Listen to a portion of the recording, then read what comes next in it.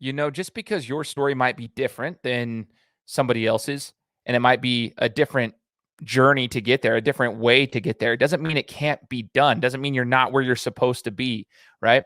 Today, our guest is going to share his story, a multi-sport athlete growing up, focusing on football as he got into high school, learning along the way, going to the college realm of football, and then seeing how the college experience didn't necessarily work out the way that he had hoped, but it didn't mean his journey ended there. He's continued to work, and now he has an opportunity to play at the professional level with the Idaho Horsemen.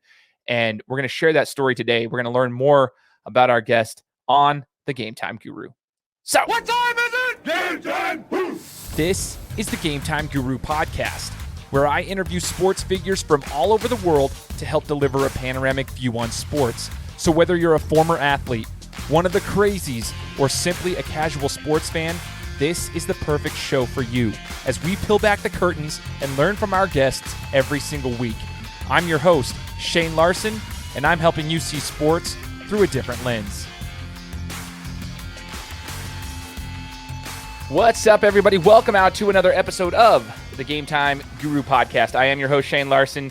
Excited to be here with everybody today for yet another interview here on the show where we get to dive deeper into these athletes, these sports figures, get to know them a little bit more, a little deeper than just the athlete, but we also get to know their athletic career and hear more about them. I think it's super, super important. And this has been one of the biggest blessings of running this show for the last 4 years is being able to meet so many awesome people and hearing their amazing stories. So today's no different.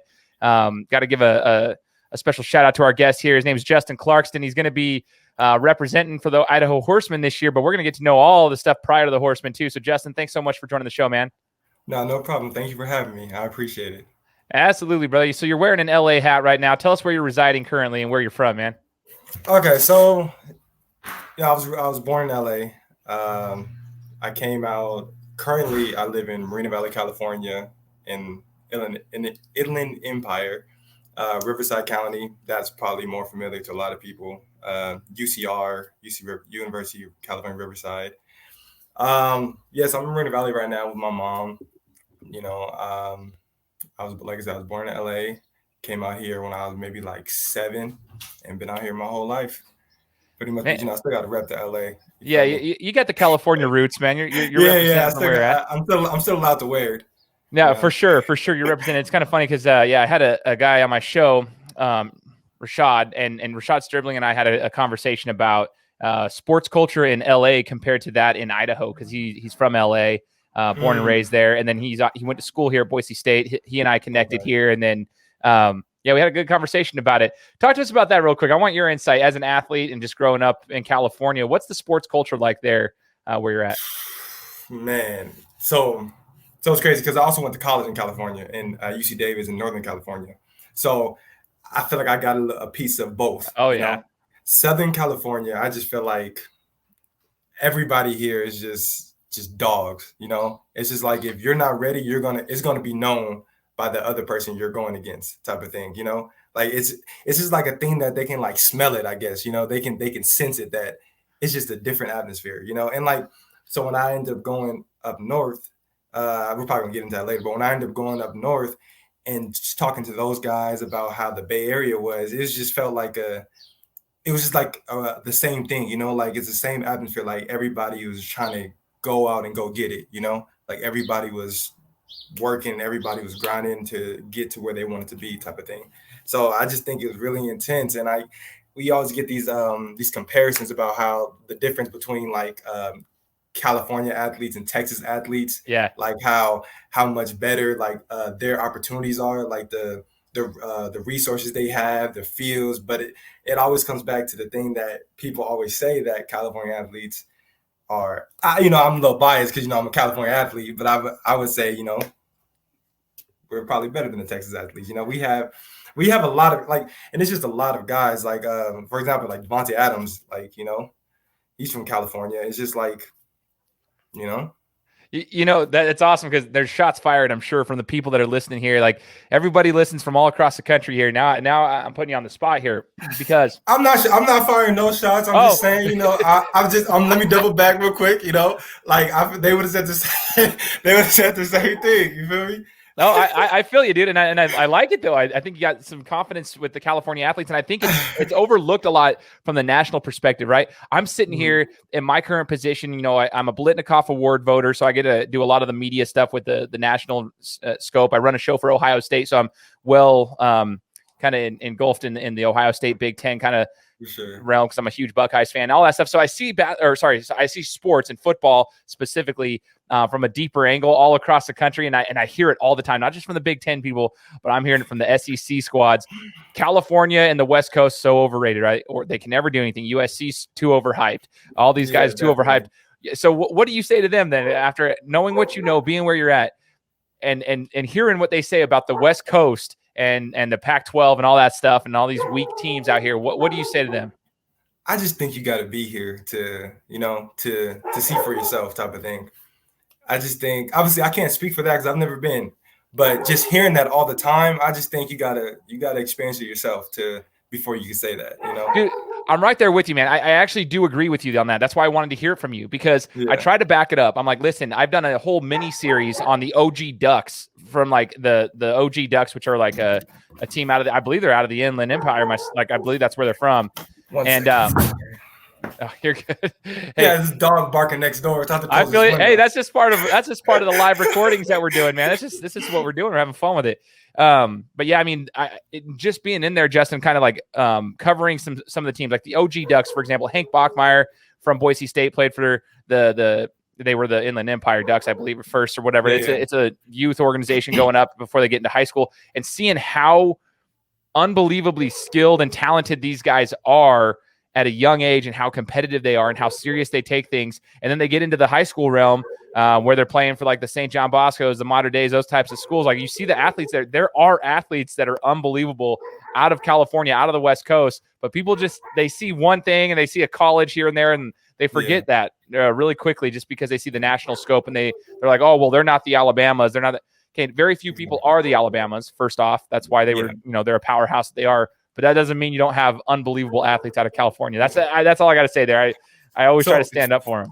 It's funny you said that. So I don't know if you've seen Last Chance U or anything like that. Yeah. I had a couple of those guys on my show, so go ahead. Oh, for sure. So it's just like how they've done like Mississippi, the Independence, and then they come to California. Like all that stuff is they get housing, they get all these stuff that the people in Laney and the people at Los Angeles didn't get, type of thing, They have to. I just feel like it's more, like you have to do more to make it to where you want to go. You got to find your own living. You got to find ways to pay for things because they can't give you that stuff here. So I just feel like that's a testament to how much harder these guys in California have to work. It's interesting you said that, and I'm glad you said that because a couple guys I've had on the show have actually played junior college ball in California. I had Jake Bauer, who was a quarterback, and he was an All-American junior college quarterback, then went to Tulsa, played for Gus Malzahn over there as a quarterback. He's out of here in Idaho. And then I had Tyler Rasa, who's the former kicker for Boise State, played junior college ball in California. And I asked them that same question because I also had Coach Jason Brown from Independence Community College, Last Chance U, seasons 3 and 4, had him on my show. And JB's he's the psycho, but I love the dude. The dude is like that guy. Dude's crazy, but I love the guy. Everybody be like, "Oh, he's a bad coach." I'm like, man, nah, I like that. Like, you need that. Nah, he's a stud, man. You're 100% right. I love that dude. And we hear about that, just like you said. Those schools that we saw highlighted on Netflix, they had the opportunities. But then you come over here, and everybody I've talked to has junior college experience in California. It's different. Junior college in California, it's good ball. It's really good athletics, but it's different. You don't have you don't have the privileges that some other states have. And it's just the reality of it. So you do have to have the extra work. It's not handed to you. And I think that speaks volumes to the athletes out there, man. It's crazy. I'm not saying those guys don't work. I'm not saying that, what I mean? Absolutely not. Saying, yeah. So no, dude, it's okay to say what we're like. This is just a free flowing conversation, man. Like it's just what it is. California's got they need to have some more respect, in my opinion. Put some more respect on the West Coast, specifically California athletes' names, man, because there's a lot of solid talent out here. Okay, so Justin, we're gonna get to know you a little bit better too.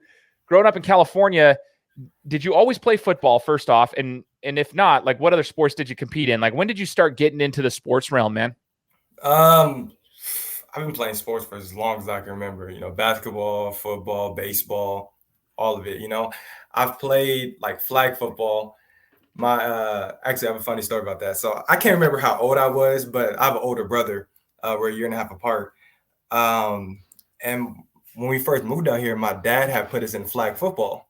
And he's older than me, but my dad wanted me on the same team as my brother, even though I was older and I was smaller. And I remember he was talking to like the council or whatever, and they said I couldn't play because I was too young.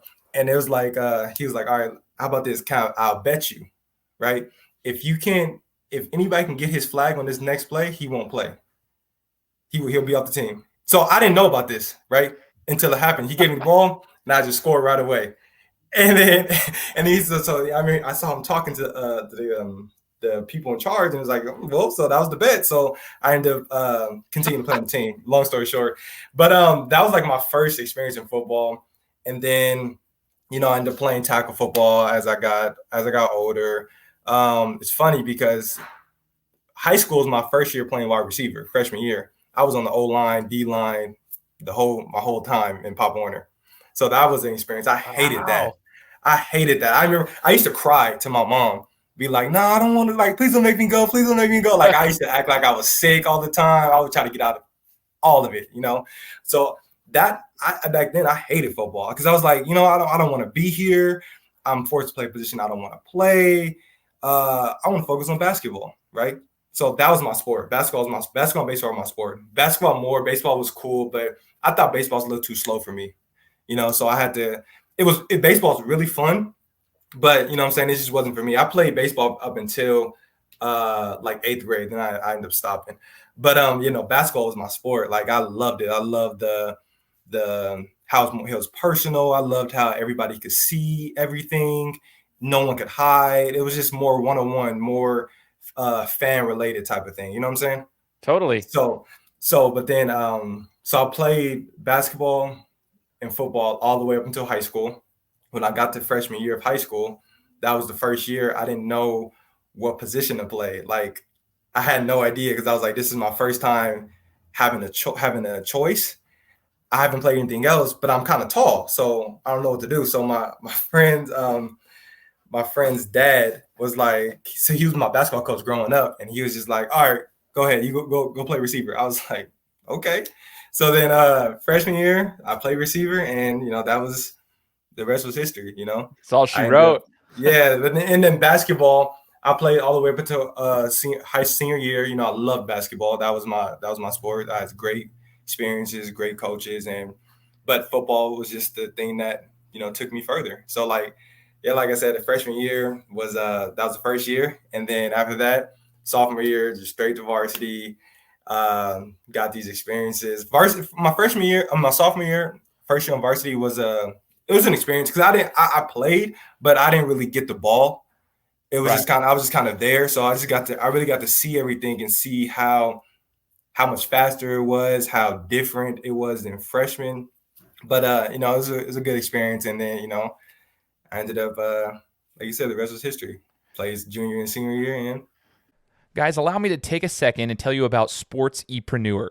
Now, as an entrepreneur myself and a massive sports fan, this is the perfect platform for someone like myself and a lot of you guys out there.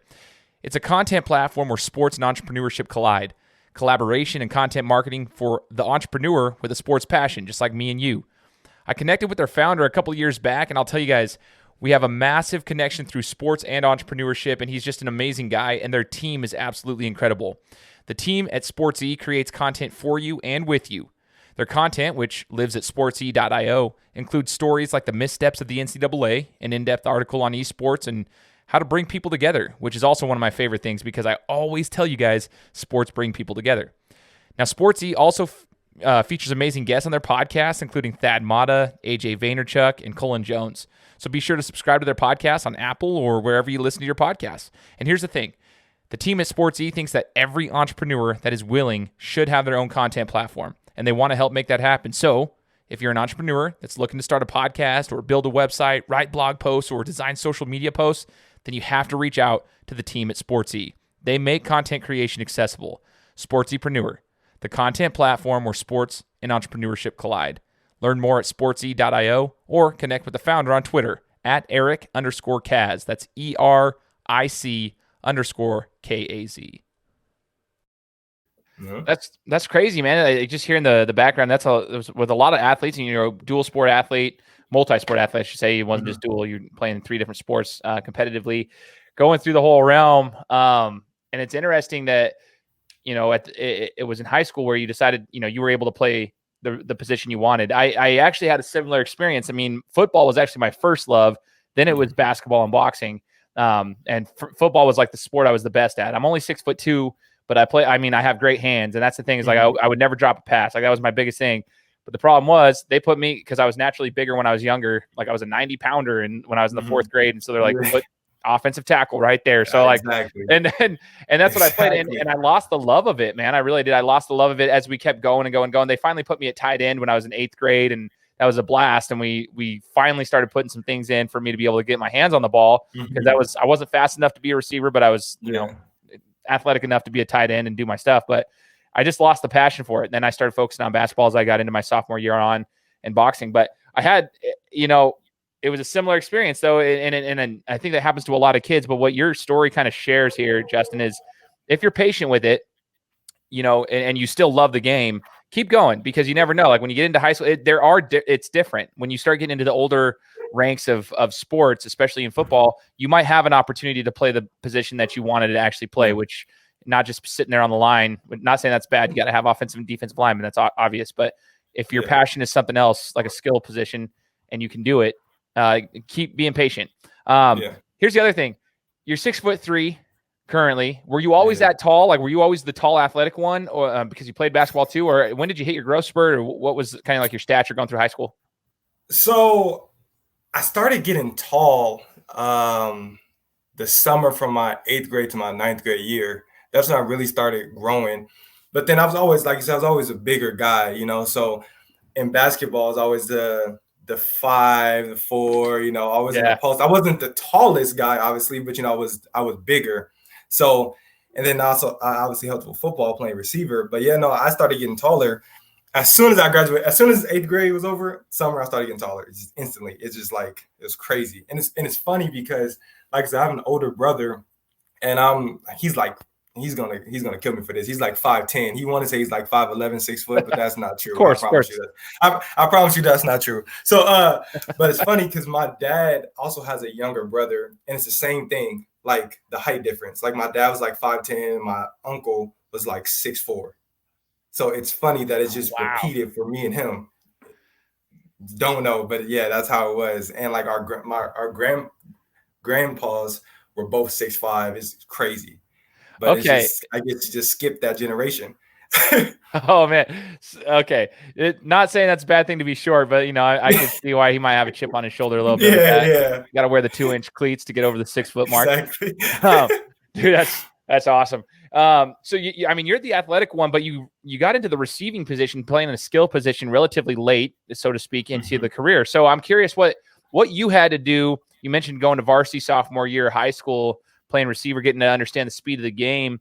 Once you knew the speed of the game, what was your work ethic like? What were you bringing to the field every day from like your sophomore year on, and outside of the field too? What were you doing to improve yourself so that you could get those reps and actually get the ball in your hands later on in your career?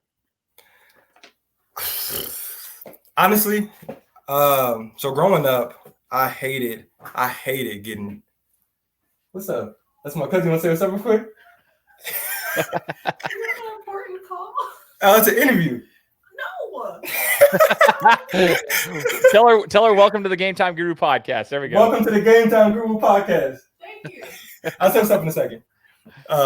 So it's funny. So growing up, I like getting yelled at was my worst fear. Like, I hated getting yelled at. I was the type of guy that the person in front of me did something and he did it wrong, got yelled at. I was not doing that. I was going to do it totally different. So that was the main, that growing up. And then in high school, I had that. And I just always had the student mentality. I always tried to learn. I always tried to just see what the guys in front of me were doing, really tried to ask questions. If I didn't get the offense, we had a really good receiver coach. like he would just be with me, just showing me the plays, just trying to, walk me through it. And I think that's what really got me going, and that's what started it all. Then obviously I didn't have a lot of confidence because, like I said, it was my first year. I was young, didn't know what to expect. So then just doing that more as the season went on, that started bringing more confidence, Totally. And then it's just my coach said this thing in high school. He said the weight room breeds confidence.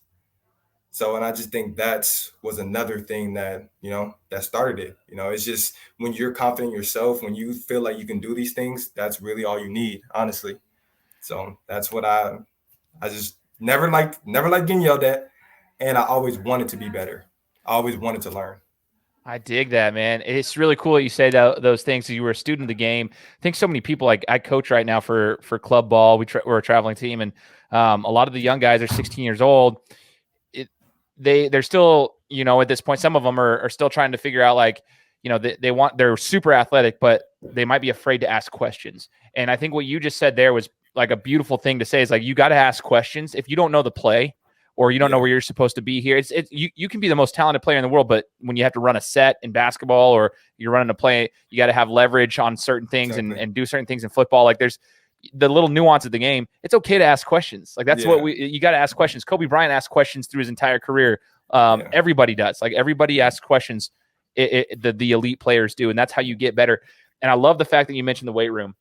We were just talking about this literally this week because Gonzaga got manhandled in the national championship for basketball, right? And the weight room has been the discussion of everything for sports right now the last 5 days. Because wait, so I don't mean to cut you off. So I saw that. So and I just thought it was jokes. So they Gonzaga just not lift. Like, I'm confused. Like, or it just didn't look like it, or what? Well, they just were outmatched physically. That's all I got to say. Baylor looked like men amongst boys there, which is crazy because Gonzaga, I mean, if you guys, anybody paying attention to the sports world, they're undefeated the whole entire year. The typical, they have a weak schedule. Let's see if they can actually win a championship. I'm still trying to represent for the West Coast and give them some love. Mm-hmm. Like, here's the year we finally get some representation for the West. And then they get absolutely destroyed physically, just outmatched athletically and physically. And so the discussion was just now you see these guys on Gonzaga, granted, amazing athletes, right? Fantastic guys, but you see how much more they need to work, because every one of those guys on Baylor, that's what you're going to get at the NBA level. You're going to get that at the next level. And every level of sports, whether it's high school, you go to the varsity level, then you go to collegiate level, and then you go to the professional level, it gets better and better and better. So now you see the Gonzaga guys that were tearing it up, they realize oh boy, there's some work to do here. One, we got to hit the weights. Two, we've got a lot of work to do to get more physical, because at the next level, every single player is like those guys on Baylor. Like, every single player that you play, it's never going to get easier. So you're going to have to continue to work. And when you mentioned the weight room right there, it breeds confidence. I want that to stick with the younger generation. Like, if you're 14, 15, 16 years old and you're starting to lift weights, and you might not think that it matters right now, it does.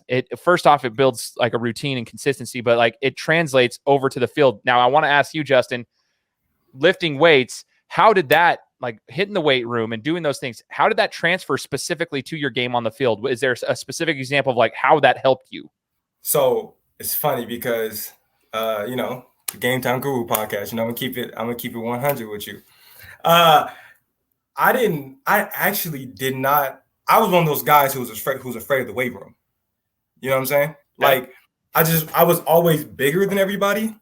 So I was just in my head, I was like, why do I need to lift right now? You know what I'm saying? I don't need to. I'm already bigger than everybody. So what is that going to do?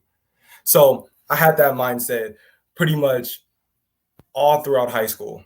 I started lifting more the summer from my junior to senior year, but for the most part, I just didn't, because I just didn't feel the need, which is crazy, right? But then I remember my coaches always be like, all right, if you don't lift now, you're going to be behind in college. And that was the case. But one of the times where I can say that that the weight room really helped was in college. Like I said, I'm a bigger guy. I'm a bigger receiver. So I use my body. I know how to use what I'm given. I'm not the type of guy I'm not the Tyreek Hill. I'm not that type of guy. I have a really good friend who also plays receiver, 6'5". But we're totally different builds. He's that guy. I'm a physical. I welcome contact. I want to get. You know what I'm saying? Yeah, I want that. Totally. So that's why I needed to do that, and that's what made me start doing, because I realized that that's probably not me. So I probably need to do this because people are going to get stronger. People are getting older. People are going to get stronger. So you need to catch up with them. You're already behind. So let's really start and let's catch up with them. So that's my whole thing. So I'm like, I was one of those guys, and I can tell you, whoever's listening, the weight room is definitely necessary. Like, I know that sounds crazy hearing, but no, like that's like, you need to do this. 100%, man. 100%. And I truly appreciate you sharing that. I talk to people a lot about this. When you get older, like I'm in my 30s now, like I'm 32, but when we go to like local basketball tournaments, for example, that I'm playing in, right, I still compete as much as I possibly can. I'm not in the shape I once was, but still try to compete. There's a reason that these 30s and 40-year-old dudes are beating up on the college guys, because they too have continued to like lift and their bodies get stronger and they naturally understand the games. If you don't do it now, you're going to be behind. Like, you just got to continue to work out. You got to continue to get better and get stronger, because as you get to the next level of anything, truly, like, everyone's going to be bigger and stronger and understand how to use their bodies. And it's just going to be really, really tough. There's a reason that I'm able to compete still. I'm not fast. I've always been a slower, like, from agility guy. I can shoot a basketball still really well. I can get physical with dudes. I love getting physical. I can use leverage. I understand, my balance points and everything. So that's why I have to guard the posts. Like, I enjoy that stuff. I enjoy it, but you have to hit the weights. If I didn't hit the weights, I wouldn't be able to last there. If I was 165 pounds, it's not going to work. I'm 220. If I wasn't 220, I'd be getting moved around. So you go into the collegiate level. We're going to continue on with your career, Justin, here. You go to the collegiate level. Talk to us about so going out of, high school, you're playing receiver there. You're continuing to get better throughout your career. What was it like as far as like getting offers and so forth? What were the looks at you, and what made you to make the decision to go to UC Davis? So my college experience was interesting. I said I played there. I started varsity my sophomore to senior year. My junior year, so sophomore year, like I said, I didn't really get the ball. I was just kind of there. My junior year is like, all right, so now it's my turn. The seniors are gone. Let's get going. I played the first 4 games of the season, and then I punctured my lung. How'd you do that?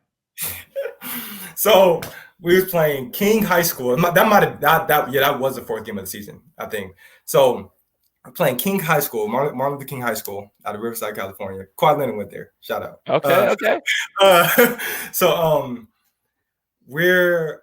It's the second play of the game, the first pass. I catch a slant.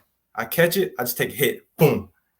And I'm just feeling all helmet. I'm feeling funny. I'm like, I can't say I'm hurting right now. It's the first play of the game, like I can't. So I don't know what it is. If I knew what it was, I would have sat out, keeping it real with you. But I didn't know what it was. I thought it was a hit, right? So I was like, all right, whatever. I'm cool. And then the game plan was so we ran a dub set. So, receiver, slot receiver on both sides, you know what I'm saying? Right. And we were running bubbles to the slot, and I was the wise. I was blocking, right?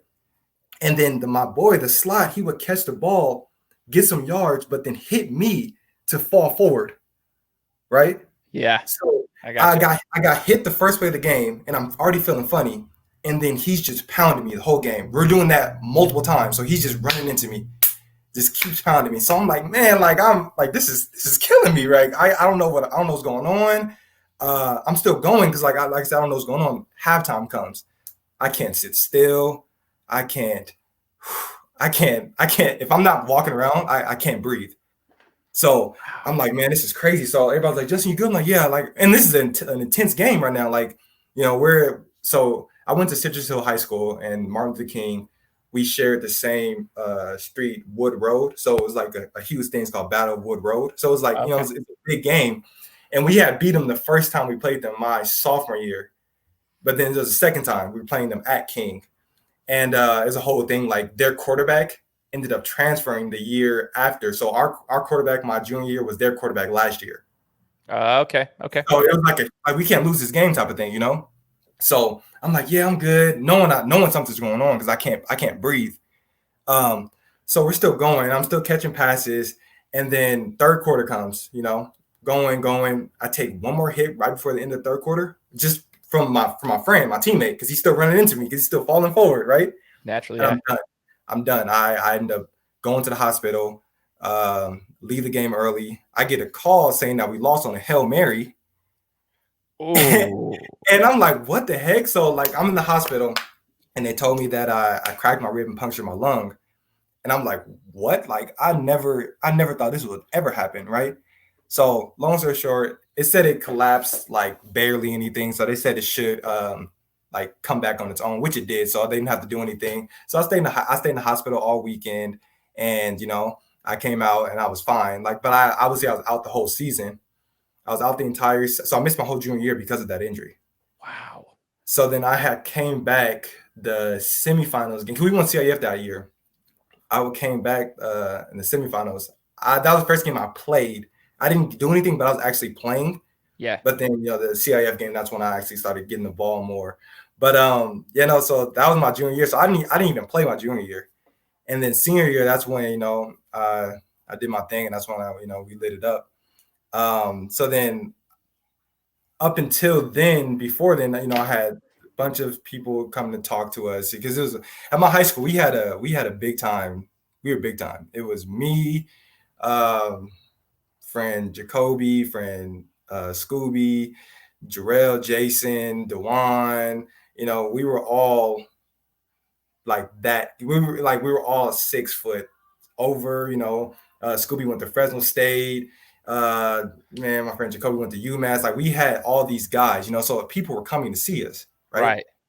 And we didn't, and it was hard for me because like I said, I was getting all this love, but then when I was hurt, it stopped. Right. Came back my senior year and I lit it up, and then I started talking to more schools. But at this point, it's kind of late because by that time you're already probably knowing where you're going to go, right? Yep. So my senior year, I was still trying to get some offers. I ended up getting offered from Sacramento State, University of Montana, and UC Davis.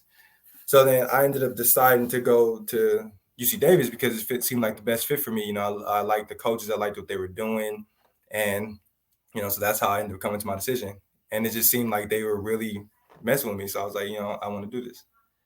Man, what a journey to get there, though, right? Holy cow, that's probably a mental. It's obviously a physical situation, but it's a mental thing too. I mean, going through it was hard. Like no one wanted me. Like my parents didn't want me to play anymore. But I was like, I feel I'm good, type of thing. Like I ended up wearing like the quarterback thing, flap jacket type deal. Yeah, so that made me look even bigger. So I was like, man, this is terrible. Like I don't look good at all. So like, so I stopped wearing that when I got to college. I wore when I came back my junior year, my senior year, but I was like, I think I'm good. I don't think I need to wear this in college. So, that's funny. The way people look with the flak jacket thing on, like it's bulky. You don't. Yeah, I was like, man, I can't do this anymore. So, dude. So first off, double whammy with puncturing your lung and freaking losing on a Hail Mary that you weren't even there for. So that sucks. Talk about devastation right there in a rivalry game.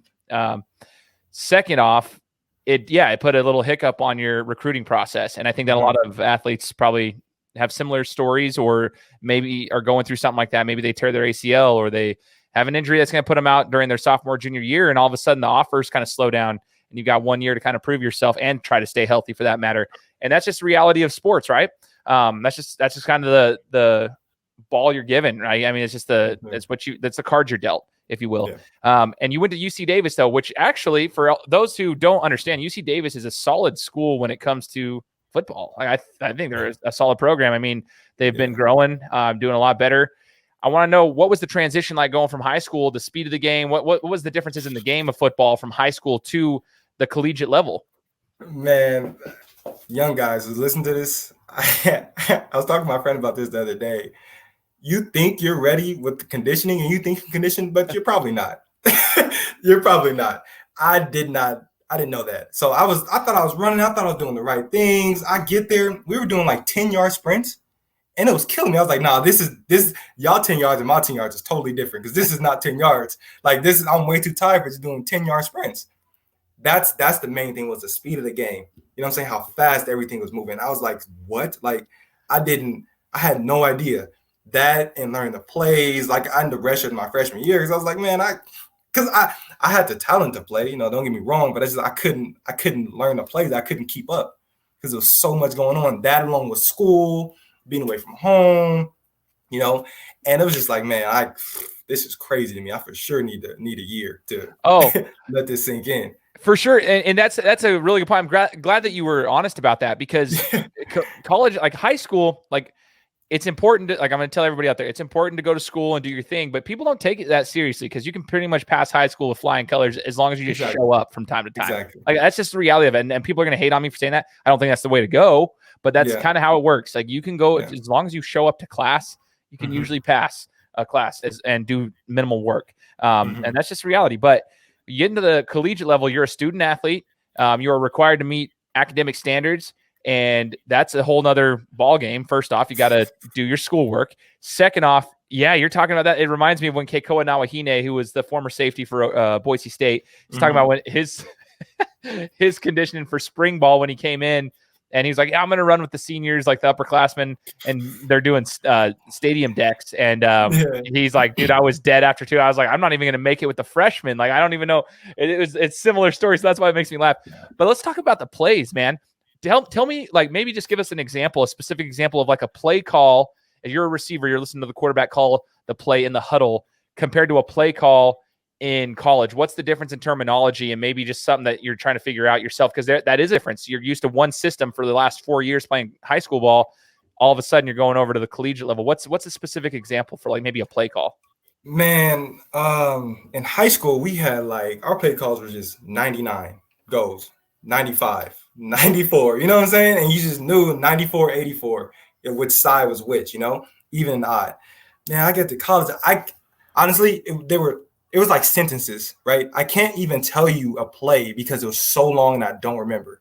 But like, oh my goodness, it was just like left, right, left tango, Oreo cookie, smoke, spread, something like that. You know what I'm saying? But it was just something like that. And then we're going, you know, like we're going the 2-minute offense. You get in the huddle, we huddle every play, and it's just like, okay, what part do I need to listen to? You think you need to, like in high school, you can do that, but in college, you gotta be like, oh no, I gotta listen to the whole thing. I need to know what everybody else is doing, right? So I gotta listen to this whole sentence. I gotta process that. I gotta go out there and know what I need to do. This DB's pressing me. Like it's so much thinking, you know, that I didn't realize was necessary, right?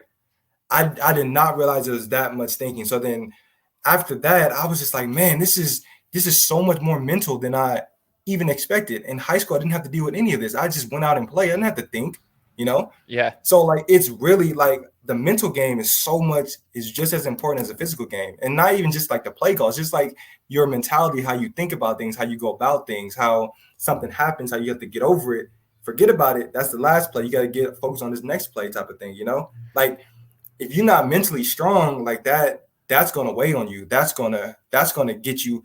You could be the best athlete, but if you're not mentally there, it's not even close, you know?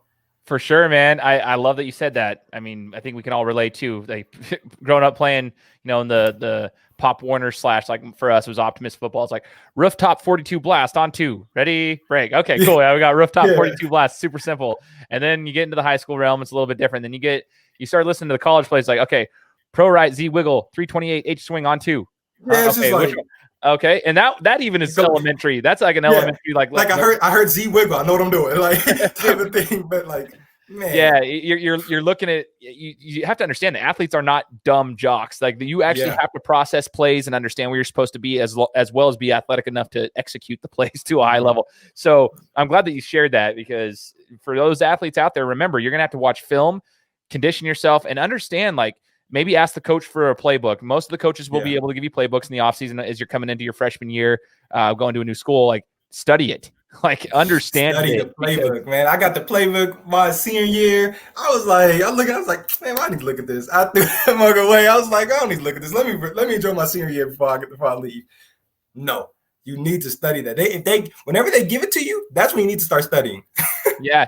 Dude, I'm telling you, like, there's a reason. Kellen Moore, I was at Boise State when Kellen Moore was our quarterback over there, and Kellen, there's all the stories when he was in high school. They sent him, as soon as he accepted the offer to go to Boise State, they sent him the playbook. He knew every single play before he even hit camp. When he got to Boise State, he knew him. He knew how to call him. He knew everything about him. And there's a reason that Kellen Moore, for those who are not familiar, was one of the most, if not the most, successful college quarterback in the history of the NCAA. Like, I mean, that's just the reality of it. So understand that. I mean, Matt Hasselbeck, former NFL quarterback, once said he used to read his playbook in the NFL because that was even harder than the college game because the NFL, it takes you like 20 seconds to call a play. And so it's like that's how long the play cadence is. And so he would read it to his daughter for a bedtime story. He would read the playbook to her so that he understood. So he yeah, that's smart.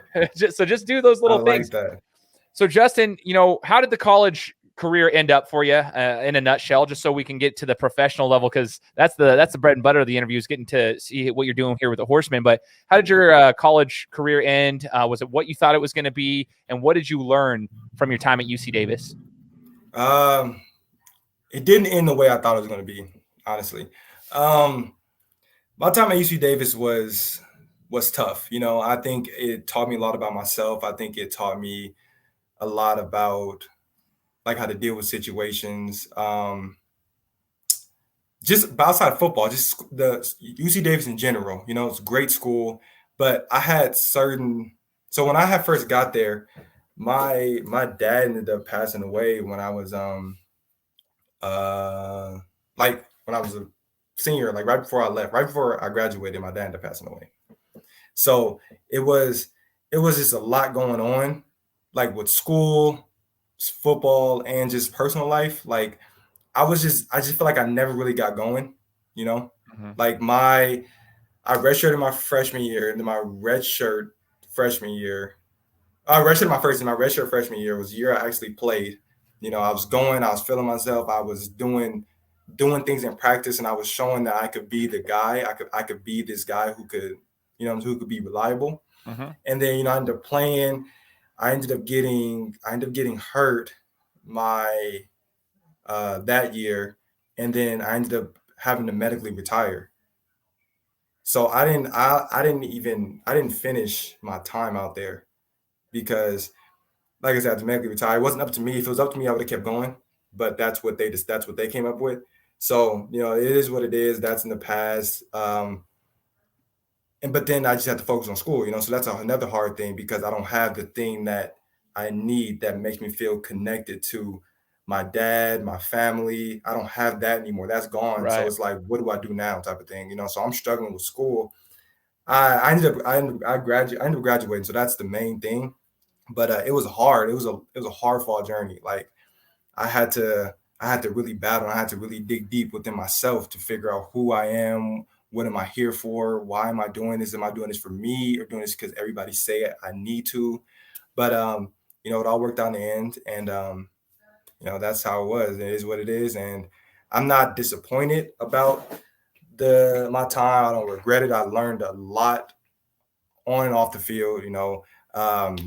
Definitely just being there. Like I'm a playing receiver. It made sense. You know what I'm saying? Like the things I was taught. Like I didn't need to play in any games to learn how to play this position, type of thing. Yeah. So I'm saying it didn't end the way I would have hoped, but it ended, and I made it out on the other side. So Guys, I know there's a lot of you out there who listen to my podcast and you've told me, I want to start my own podcast, or I need to build a website, or write some blogs, or design a social media post. You know what? Go over to Sportsypreneur. The team at Sportsy can make that happen for you. Remember, Sportsypreneur is the content platform where sports and entrepreneurship collide. So make sure to go to sportsy.io. They'll take care of you, or connect with their founder at Eric_Kaz on Twitter. That's ERIC_KAZ. As you're talking about that, it's not the way that you would have hoped, but I believe that's the way that it was supposed to be. They ended the way it was supposed to happen. I believe there's somebody else upstairs kind of playing chess here and putting you in the right positions. You know what I mean? Exactly. And I think that's exactly what happened here, just hearing your story. And then I don't mean to cut you off, but then that's the thing good. that like put the chip on my shoulder to be like, you know what? I can't, there's more left in the tank, like I've been, excuse my man, like I don't know what we could say, or can I say, I've been working my ass off. Yeah. Like to get back to where I want to go, and even more, like just because I didn't finish here doesn't mean that that's the end for me. That's the thing that I got, like I really want to stress, like if you believe in yourself, like I know it sounds corny, I know it sounds cliche, but if you believe in yourself and you really believe you can do something, there's no stopping you, type of thing, like I made it. like the will of not wanting to give up. You know, that's the thing that drove me. That's the thing that got me this far, you know? So it's just like, I believe in myself and I know I can do it. Who are you to tell me I can't, type of thing? I'm gonna prove Totally. it to you, type of thing. You know, like I've never been afraid of adversity. I've never been afraid of competition. You know, I know that this sport is a battle, but you know, I want to see if you've been putting in work like I've been putting in work, type of thing, you know? Totally. So Man, that's how I that's where I'm respect at. that a lot. I respect that. I can see your competitive fire there. I think a lot of times sports teach us that, but just in life in general, I think for someone like you, a normal person would be like, oh, well, I didn't finish my college career. So, all right, well, on to the next thing. But if you still have that fire and that dream and the passion to compete in a sport that you love, or if you're a business guy, I did the same thing with my podcast. My whole life wanted to be on ESPN, wanted to be on SportsCenter, but that didn't work out the way that I was originally hoping. So I started my own show and I started doing my own thing. And people would, there's naysayers there. And I'm just using this as an example, but I'm like, okay, well, now guess what? The show 4 years later in 90 different countries. Okay. Exactly. We've got listeners all over the world, all 50 states of the country. And it's because I built that, because I believed in myself. I don't care what you guys say. Just because it's a unique journey and it's different than what the traditional mainstreams do, doesn't mean you can't do it. Right. Exactly. And you're showing that, right? Just because you took a different route and it ended differently than what the traditional, you go 4 years of school or 3, and then you go to the NFL or you don't, or whatever it is. Just because you didn't do that doesn't mean you can't continue to play and write your own story. And I think that's awesome. Exactly. I think it's super inspirational. As you get now, right, a couple of years removed from college, from playing the game, you get the call from the Horsemen or the opportunity to play. Have you been playing it all since then? Or is this like your first time getting back to it at the competitive setting? Because we're excited to see you in a Horseman uniform. And so that's what I want to know. Have you been able to get some reps in? And what's your experience or knowledge with the arena/indoor game of football? No, I mean, like I said, I've been working from the day that they said that I had the medical. I've been working since then. Nice. You know what I'm saying? So I've never stopped. This is like I have a good friend. I have a good friend of mine who also went to Davis, and he had medically retired, but then he's also from the Inland Empire also, and like he's been like my ace in this whole situation. Like we've been working like ever since we both at Davis. Like when we were done playing, we were going to the high school. We were working out with these kids. We were running routes, and that was just starting. Like. I didn't know back then, like obviously I was already out of college, but I didn't know what I wanted to do. I thought I wanted to do a grad transfer somewhere. That didn't work out. So I'm like, I'm just going to keep working and just trying to prepare for my opportunity type of thing, So I'm working. Like that was maybe like 3 years ago. I'm telling you, like I've been working, so I've never been out of it type of thing. And that's the thing, like you were saying, it's not the traditional route, but it's still your route type of thing. All the naysayers are going to be like, oh, like, we haven't seen you do anything, so you're not doing anything. You weren't on Instagram. You weren't posting this stuff. You know what I'm saying? My coach used to always say, my receiver coach used to always be like, if Instagram didn't see it, never happened, type of thing. Yeah. Like if I don't post this workout, I obviously wasn't working out if I didn't post on Instagram. Totally, man. So that's my thing, and that's just like, man, that's whack. Like I'm gonna show you that I've been doing this and I haven't lost a step. I'm better now. I'm more mature now. I realize the situation. I understand that this is the opportunity. Like I'm an adult now, like I'm not a kid. Like I'm 23 now. I'm not the little 20-year-old kid, 19-year-old kid that I was, Totally. Obviously I know I still have a lot more experience to go while only being 23, but like I feel like I've learned a lot from being outside. I feel like I've learned a lot more about myself from not playing than I would have been playing. 100%, man. 100%. Oh, that's awesome. And if you stay ready, you ain't got to get ready. There you go. Exactly. It's like you've been staying ready for your opportunity with the Horsemen. The training camp, at the time of this recording, training camp's coming up in like a week. Yeah, I'm leaving on Tuesday, actually. Okay, so you'll be up here on Tuesday. Dope. Okay, so I'm hoping to be there with you guys, at least covering some of the training camp stuff. Coach said I could come over there and check it out. And I don't think I'm traveling for a tournament that weekend for next weekend. So hopefully I'll be able to come and see you guys throughout the week when you're here.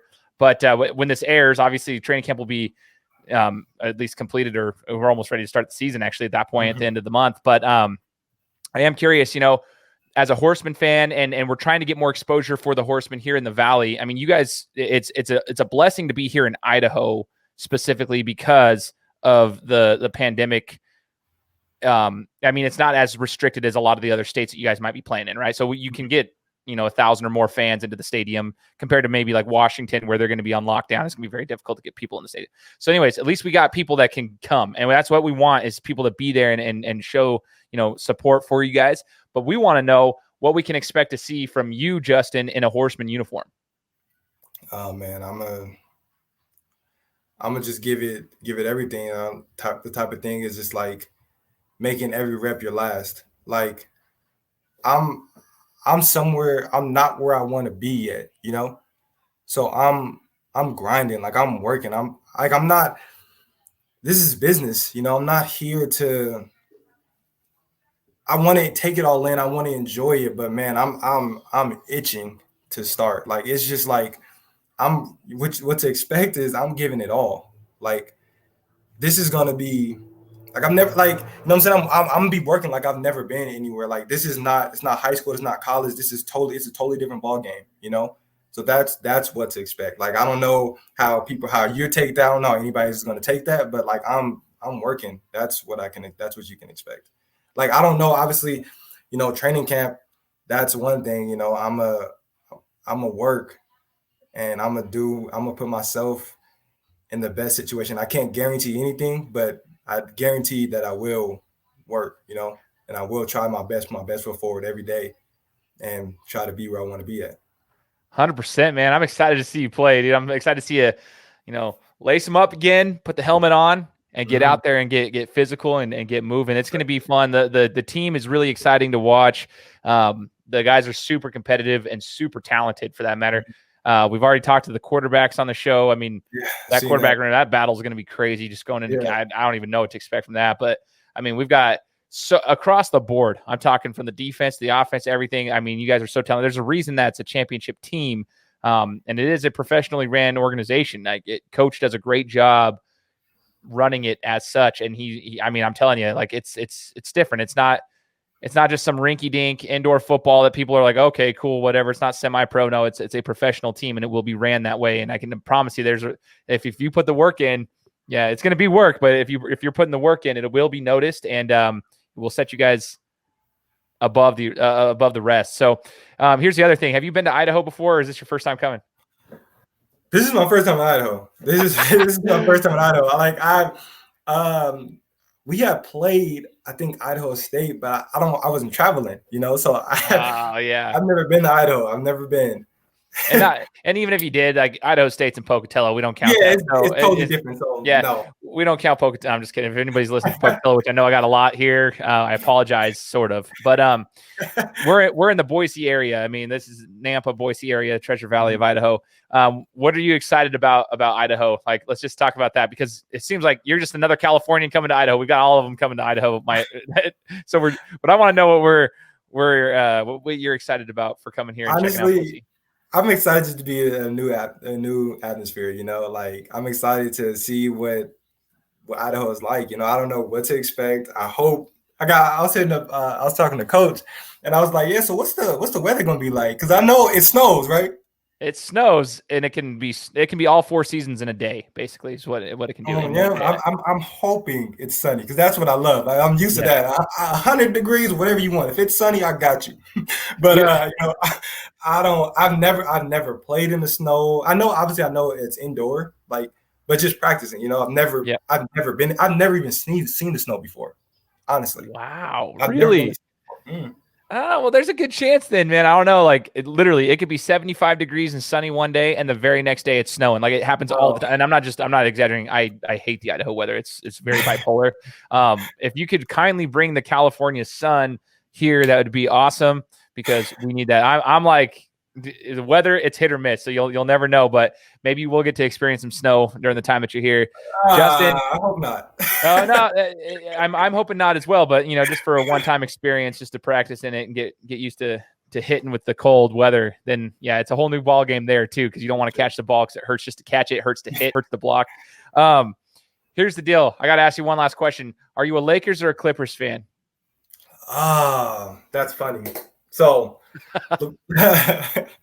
LeBron is my favorite player. So wow, okay. Same, actually. I would have to say, by those two, I would have to say Clippers. I mean, I'm sorry. I'm going to say Lakers. Okay. But, Kawhi Leonard, IE. So, but it's funny. So growing up, my dad loved the Lakers. Like, it was like, but he loved them so much that I hated them. I wanted to see them lose because he loved them so much. In 2008, when the Celtics beat the Lakers, Celtics were my favorite team.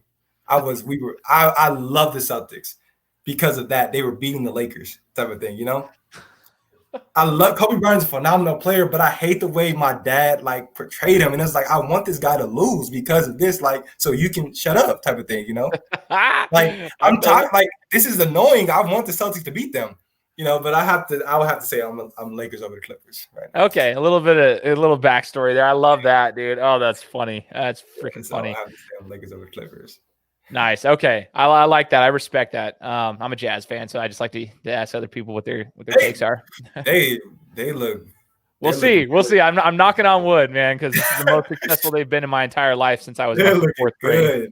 So, yeah. Okay. So, Justin, we're looking forward to seeing you here. I'll probably see you here in just about a week or two, and hopefully we'll be able to connect here personally here once you get here. Safe travels, and hey, man, we're looking forward to seeing you in a Horseman uniform and seeing what the season brings. Meet everybody and get going, Appreciate I appreciate you having me. Absolutely, brother. And for all those who are listening, hopefully you guys enjoyed the interview. Make sure to subscribe to the podcast. Give me a review on Apple Podcasts, and let us know what you think about it. Subscribe to the show because we'll be coming to you next week with another. Guys, thanks so much for listening to another episode of my show. Now, if you could go and do me a favor, head over to iTunes, give me 5 stars, and leave me a review. It would be greatly appreciated. Thanks, guys. Appreciate your support.